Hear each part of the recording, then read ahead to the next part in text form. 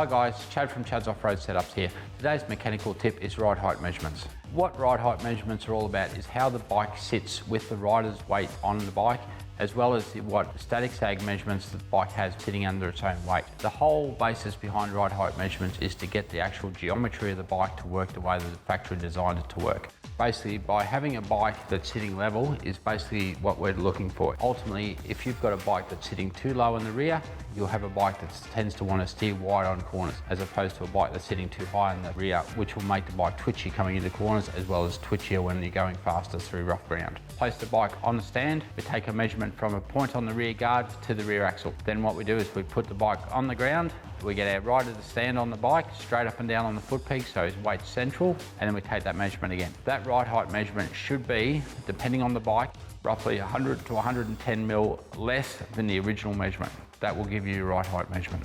The tools needed to do the ride height measurement are obviously a stand, tape measure, and then you'll need something to actually adjust your preload adjusting collars on the shock. So if our ride height measurements are out, what we need to do is adjust the preload on the actual shock collar.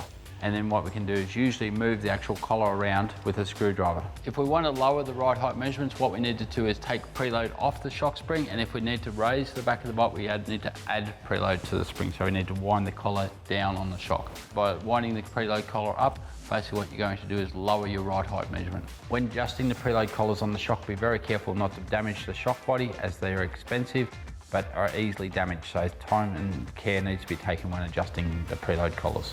Okay, there's our ride height measurements done, and that's all well and good doing it with a tape measure, but there's another thing that we've come across that's been absolutely awesome, and it's something we highly recommend for people who need to be able to do their ride height measurements by themselves, and that's the Motool Slacker.